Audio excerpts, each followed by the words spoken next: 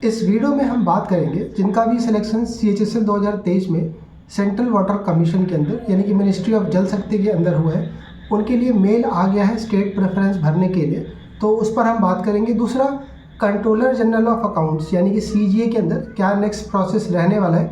कई सारे वीडियोज़ में कमेंट मिले हुए इनको लेकर के, वो सब कुछ मैं इसके अंदर कवर करने वाला हूँ। जिन लोगों का भी सिलेक्शन हुआ है इन दोनों पोस्ट पर, आपसे रिक्वेस्ट होगी कि एटलीस्ट आप लोग चैनल को सब्सक्राइब जरूर कर लीजिएगा।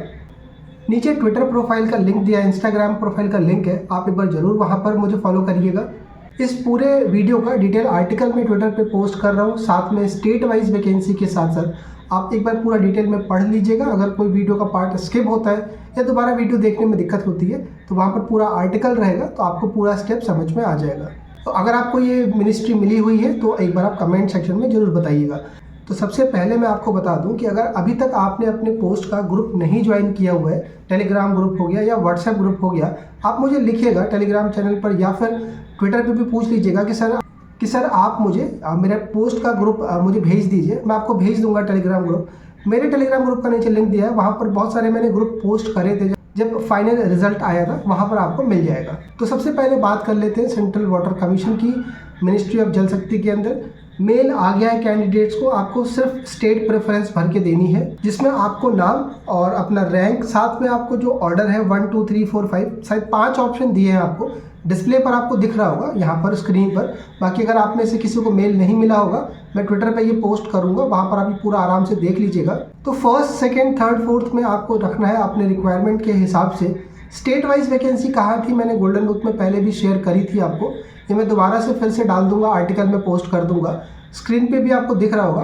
तो आप अपनी ज़रूरत के हिसाब से अभी की कंडीशन को देखते हुए कि कौन सा आपके लिए सुटेबल है, आप लोकेशन को प्रेफरेंस दीजिए। एक बात का ज़रूर ध्यान रखिएगा कि जब आप मेल सेंड कर दें तो एक बार देख लीजिएगा कि मेल सेंड हो गया कि नहीं हो गया। दूसरा यार, इसको 27 तारीख शायद लास्ट डेट दी गई है, आप कोशिश करिएगा कि 24-25 तारीख तक इसको भेज दें। तो सबसे पहले वो अभी अलोकेशन करेंगे कि आपको कौन सा जोन वो दे रहे हैं, आपको सेंट्रल वाटर कमीशन मिल रहा है या फिर ग्राउंड वाटर वाला देंगे, ये कौन सा मिलेगा आपको, वो रैंक के हिसाब से आपका होगा अलोकेशन। जो भी आपको जोन या जो भी आपको अलोकेट करा जाएगा, या तो आपको CWC दिया जाए या ग्राउंड वाटर दिया जाए, वहाँ से आपको फिर आगे के लिए attestation form, medical, character certificate, उसका ईमेल आएगा।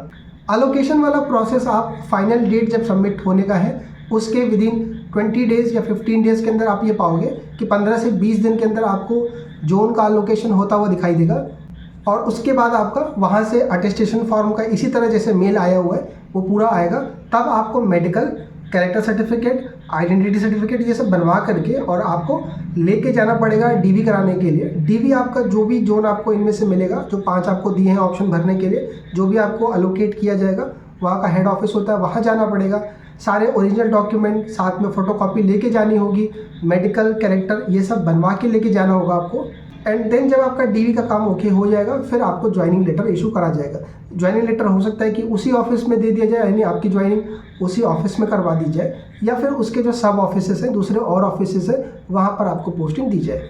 अगर आपको कोई पर्टिकुलर, सपोज करते हैं कि अगर आपको महाराष्ट्र ही मिलता है, राइट, और महाराष्ट्र में मान लेते हैं कि पुणे में कोई ऑफिस है और आप चाह रहे हो कि आपकी पोस्टिंग पुणे में हो, तो जब आपका DV अगर महाराष्ट्र में होता है तो देन DV के टाइम पर आप उनसे बता सकते हैं, रिक्वेस्ट कर सकते हैं कि आप पुणे चाह रहे हैं। तो उस केस में अगर आपको जब स्टेट अलोकेट हो जाता है, देन उसके बाद आपको ये रिक्वेस्ट आपकी कंसीडर कर सकते हैं, वो आप उनको बता देंगे, तो ये चीज़ें भी हो जाती हैं। बात कर लेते हैं अभी आगे समय कितना लगेगा। तो 27 मतलब ये महीना पूरा चला जाएगा आपका ऑप्शन भरने के लिए। अप्रैल के बाद मई का जो महीना आप मान के चलिए आपको अटेस्टेशन फॉर्म और ये सारा कुछ काम हो जाएगा, तो जून के एंड तक आप मान के चलिए या जुलाई मिड तक आपकी ज्वाइनिंग सभी की हो जाएगी। वाटर कमीशन को लेके अगर कोई डाउट है आपको, जॉब प्रोफाइल को लेके या कुछ ऐसा कुछ, आप कमेंट सेक्शन में डालिएगा। फिलहाल तो मैं पूरी कोशिश करूंगा कि जो लोग पहले से इस पोस्ट पर काम कर रहे हैं, मैं उनसे अपडेट लेकर के आप तक चीज़ें पहुँचा दूँ। अब एक बार बात कर लेते हैं कंट्रोलर जनरल ऑफ अकाउंट्स को लेकर के, CGA को लेकर के। CGA का जो प्रोसेस होता है वो पहले आपको मिनिस्ट्री अलोकेशन का होता है। CGA के अंदर अलग अलग मिनिस्ट्री होती है, इनकम टैक्स हो गया, CBIC हो गया, मिनिस्ट्री ऑफ एग्रीकल्चर है, ऐसा करीब 25 से 30 मिनिस्ट्री को हैंडल करता है CGA। इसमें से कौन सी मिनिस्ट्री के अंदर LDC की पोस्ट है ये आपको अभी नहीं मालूम चलेगा। तो ये जो चीज़ है, जैसे आपका डोजियर CGA के पास पहुँचता है, आपने नॉमिनेशन स्टेटस देखा होगा कि हर एक एसएससी के जोन ने आपके डोजियर को मिनिस्ट्री को भेज दी है।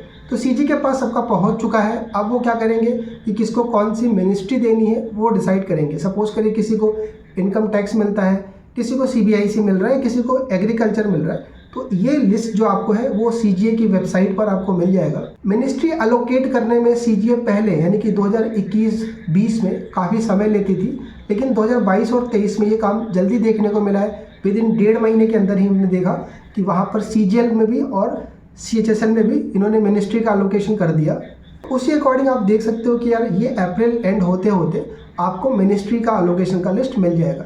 जब आपको मिनिस्ट्री मिल जाएगी, कौन सा मिनिस्ट्री आपको मिला है, अगर इनकम टैक्स मिला हुआ है तो इनकम टैक्स की तरफ से आपको आएगा कि आप अपना प्रेफरेंस भर के दीजिए।